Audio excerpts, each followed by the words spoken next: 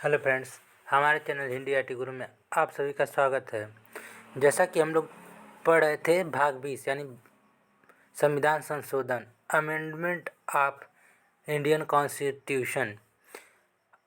अब पढ़ेंगे भारतीय संविधान में हुए संशोधन, यानी अब तक जितने भी संशोधन हुए हैं भारतीय संविधान में, इंडियन कॉन्स्टिट्यूशन में अब तक जितने भी अमेंडमेंट हुए हैं वो अब हम पढ़ेंगे। भारतीय संविधान 26 जनवरी 1950 को लागू हुआ, यानी भारत का जो संविधान था 26 जनवरी 1950 को लागू हुआ।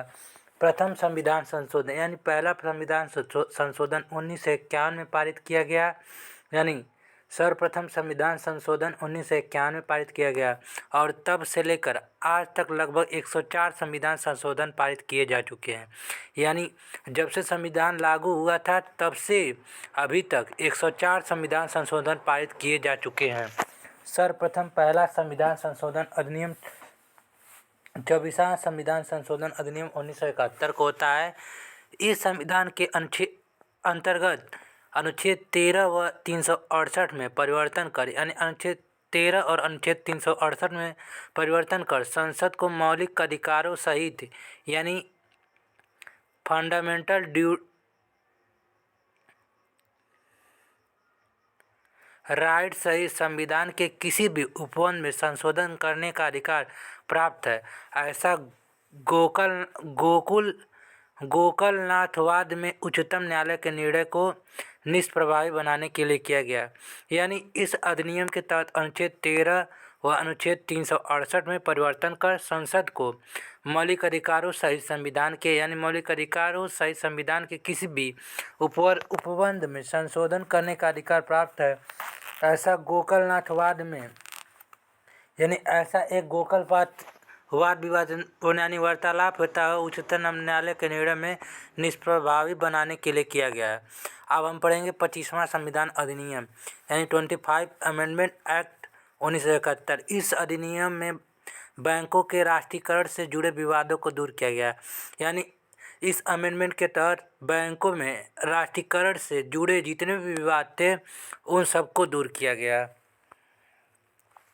अब 26वां संविधान संशोधन अधिनियम 1971 यानी 26 अमेंडमेंट एक्ट 1971। इस अधिनियम के तहत अनुच्छेद 291 और अनुच्छेद 262 का जोड़कर भूतपूर्व राजाओं के विशेषाधिकारों का समाप्त कर दिया गया। यानी इस अधिनियम के तहत अनुच्छेद 251 और 362 का जोड़कर भूतपूर्व राजाओं जितने भी पहले के राजा थे उनके विशेषाधिकार को समाप्त कर दिया गया। अब अनुच्छेद 41वां संविधान संशोधन अधिनियम 1976 यानी 41 संविधान संशोधन अमेंडमेंट एक्ट 1976। इस अधिनियम में अनुच्छेद 376(2) में परिवर्तन करें, यानी इस अधिनियम के तहत अनुच्छेद 376(2) में परिवर्तन करके राज्य के लोक सेवा आयोग यानी यूपीएससी के सदस्यों की सेवानिवृत्ति की आय यानी यूपीएससी के चेयरमैन की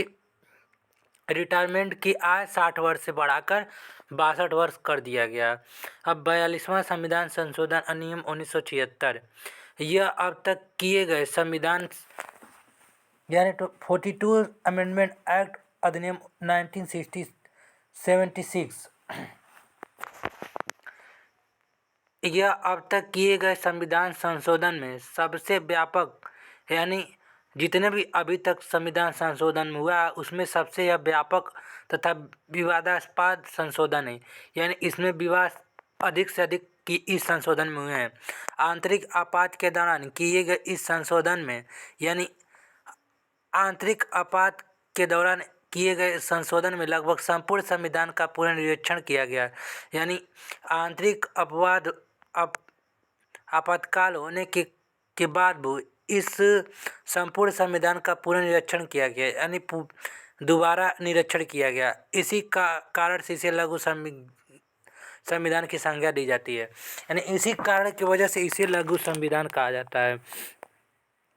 अब 61वां संविधान संशोधन अधिनियम 1989 यानी 61 अमेंडमेंट एक्ट 1989। इसके द्वारा अनुच्छेद 326 में संविधान कर मतदान की न्यूनतम आयु 21 वर्ष से घटाकर 18 वर्ष की गई।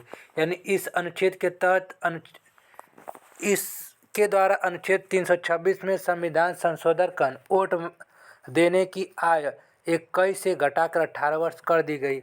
अब 89वां संविधान संशोधन अधिनियम 2003 यानी 89 अमेंडमेंट एक्ट 2003। इस अधिनियम द्वारा राष्ट्रीय अनुसूचित जाति एवं जनजाति आयोग के 2 पृथक भागों में बांटा गया। यानी इस अधिनियम द्वारा राष्ट्रीय अनुसूचित यानी SC और ST को 2 भागों में बांटा गया।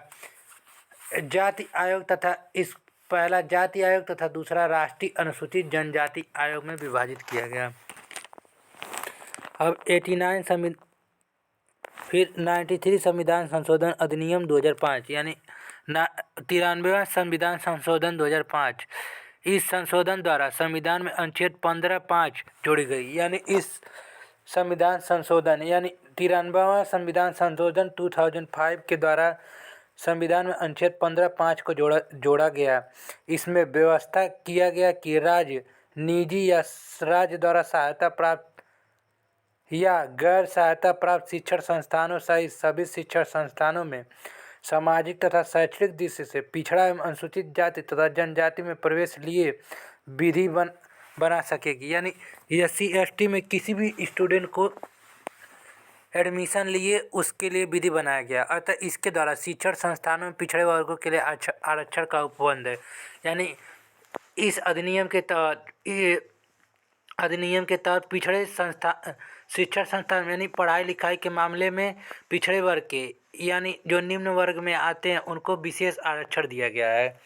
अब 96वां संविधान संशोधन अधिनियम 2011। संविधान संशोधन अधिनियम 2011 द्वारा संविधान की 8वीं अनुसूची में उल्लेखित भारतीय भाषाओं में उड़िया का नाम बदलकर ओड़िया किया गया। यानी 96वां संविधान संशोधन 2011 के द्वारा संविधान में 8वीं अनुसूची के तहत यानी राजभाषा में उल्लेखित भारतीय भाषाओं में उड़िया का नाम बदलकर ओड़िया कर दिया गया। अब 97वां संविधान संशोधन अधिनियम 2011 यानी 97 अमेंडमेंट एक्ट 2011। 97वां संविधान संशोधन अधिनियम 2011 द्वारा भारतीय संविधान में निम्नलिखित संशोधन किया गया। यानी निम्न संशोधन किया गया। पहला, भारतीय संविधान के भाग 3 मूल अधिकार के यानी संविधान के भाग 3 मूल अधिकार के अनुच्छेद 19(1) में सहकारी समितियां जोड़ा गया। यानी भारतीय संविधान में अनुच्छेद 19 के तहत सहकारी समितियों को जोड़ा गया। अब 99वां कॉन्स्टिट्यूशनल अमेंडमेंट एक्ट 2014 यानी 99वां संविधान संशोधन अधिनियम 2014 जिसमें राष्ट्रीय न्यायिक नियुक्ति आयोग से संबंधित था। यह जो था राष्ट्रीय नियुक्त आयोग से संबंधित था। इसका उद्देश्य था सुप्रीम कोर्ट और हाई कोर्ट में न्यायाधीशों की मौजूदगी में प्रणाली में बदलाव लाना। यानी इसका उद्देश्य था कि हाई कोर्ट और सुप्रीम कोर्ट में मौजूदा न्यायाधीशों की प्रणाली को बदलाव लाना। इस संशोधन के द्वारा कोलिजियम सिस्टम को समाप्त किया गया। जैसे राष्ट्रीय न्यायिक नियुक्त आयोग में 4 सदस्य होते हैं। पहला अध्यक्ष होता है जो मुख्य न्यायाधीश होता है। फिर 2 सदस्य होते हैं सुप्रीम कोर्ट के वरिष्ठ न्यायाधीश होते हैं। फिर सदस्य केंद्रीय कानून मंत्री होते हैं। फिर 2 प्रबुद्ध व्यक्ति होते हैं जिसमें PM और विपक्ष नेता आते हैं। वर्तमान समय में राष्ट्रीय न्यायिक नियुक्त आयोग को सुप्रीम कोर्ट समाप्त कर दिया है। यानी वर्तमान में राष्ट्रीय न्यायिक नियुक्त आयोग को सुप्रीम कोर्ट ने खत्म कर दिया है। अब 100वां संविधान संशोधन अधिनियम यानी 100 अमेंडमेंट कॉन्स्टिट्यूशन अमेंडमेंट एक्ट। इस संविधान संशोधन के माध्यम से भारत और बांग्लादेश के मध्य भूमि सीमा समझौता लागू किया गया। माने इस संविधान संशोधन के द्वारा भारत और बांग्लादेश में भूमि समझौता एक्ट लागू किया गया। वर्ष 1974 में हुए द्विपक्षीय भूमि सीमा समझौता के अंतर्गत यानी 1974 में हुआ दो पक्षों का समझौता के अंतर्गत दोनों के द्वारा कुछ क्षेत्रों का अदला बदली की गई। यानी कुछ क्षेत्रों में फेरबदल किया गया जिससे असम, पश्चिम बंगाल, मेघालय एवं त्रिपुरा की सीमाएं प्रभावित हुई। जिससे असम पश्चिम बंगाल, मेघालय एवं त्रिपुरा की सीमाएं को प्रभावित हुई। इसी संदर्भ में संविधान में पहली अनुसूची में संशोधन किया गया, यानी इसी अनुच्छेद के तहत संबंध में संविधान में संशोधन किया गया। अब 101 संविधान संशोधन अधिनियम 2017। इस संशोधन के द्वारा वस्तु भारत में सेवा कर जीएसटी की शुरुआत की गई, यानी इस अमेंडमेंट के एक्ट के तहत संविधान में जीएसटी यानी सेवा कर की शुरुआत की गई। यह जीएसटी एक अप्रत्यक्ष कर है, यानी यह एक वास्तविक कर अप्रत्यक्ष कर है जो भारत में वस्तुओं और सेवाओं की आपूर्ति पर लगता है। यानी 101 संविधान संशोधन में जीएसटी यानी भारत की सेवा वस्तुएं और सेवा कर की शुरुआत की गई। जो जीएसटी है यह अप्रत्यक्ष कर है जो भारत में वस्तुओं और सेवाओं को आपूर्ति पर लगता है। अब 102 संविधान संशोधन अधिनियम 2018। अनुच्छेद 338 बी की शुरुआत की, जो सामाजिक और शैक्षिक रूप से पिछड़े वर्गों के लिए एक आयोग का प्रावधान करता है, जिसे राष्ट्रीय पिछड़ा वर्ग आयोग के रूप में जाना जाता है। यानी अनुच्छेद 338 बी में एक सामाजिक और शैक्षिक रूप से पिछड़ा वर्ग के लिए शुरुआत किया गया एक आयोग का प्रावधान किया गया, जिसे राष्ट्रीय पिछड़ा वर्ग आयोग के रूप में हम जानते हैं। अब अनुच्छेद 103वां संविधान संशोधन अधिनियम 2012 नहीं 2019 सॉरी 103वां संविधान संशोधन अधिनियम 2019। 103वें संविधान संशोधन के माध्यम से भारतीय संविधान के अनुच्छेद 15 और अनुच्छेद 16 में संशोधन किया गया, यानी 103वें संविधान संशोधन के माध्यम से अनुच्छेद 15 और 16 में संशोधन किया गया। संशोधन के माध्यम से भारतीय संविधान में अनुच्छेद 15(6) और अनुच्छेद 16(6) सम्मिलित किया गया, यानी संशोधन के द्वारा अनुच्छेद 15(6) और अनुच्छेद 16(6) को जोड़ा गया ताकि अनारक्षित वर्ग के आर्थिक रूप से पिछड़े लोगों का आरक्षण का लाभ प्रदान किया जा सके। अब 104वां संविधान संशोधन अधिनियम 2020। 126वां संविधान संशोधन विधेयक 2 दिसंबर 2019 को संसद में लाया गया, यानी 126वां संविधान संशोधन विधेयक जो 2 दिसंबर 2019 को पार्लियामेंट में लाया गया, यह भारतीय संविधान का 100वां संशोधन था। इसके तहत भारतीय संविधान के अनुच्छेद 334 में संशोधन किया गया, यानी इसके तहत भारतीय संविधान के 334 में संशोधन किया गया और लोकसभा और विधानसभा में अनुसूचित जातियों और लोकसभा जनजातियों के लिए आरक्षण की अवधि को 10 वर्षों के लिए बढ़ा गया। अब SC/ST के लिए प्रावधान 2030 तक कर दिया गया है।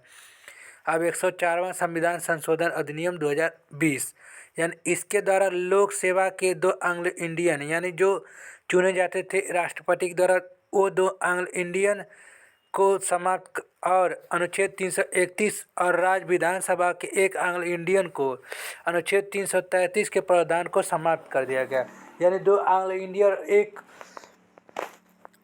राज्य विधानसभा में 1 एंग्लो इंडियन को समाप्त कर दिया। अब 105वां संविधान संशोधन 2020। राष्ट्रपति रामनाथ कोविंद ने 105वें संविधान संशोधन अधिनियम को मंजूरी दे दी, यानी इसको स्वीकार कर लिया। रामनाथ कोविंद ने इस संशोधन को 11 अगस्त को सर्वसम्मति से मंजूरी मिलने के बाद राष्ट्रपति के सामने पेश किया गया, यानी इस संशोधन को 11 अगस्त को सर्वसम्मति यानी सभी लोगों की सहमति मिलने के बाद राष्ट्रपति के सामने पेश किया गया।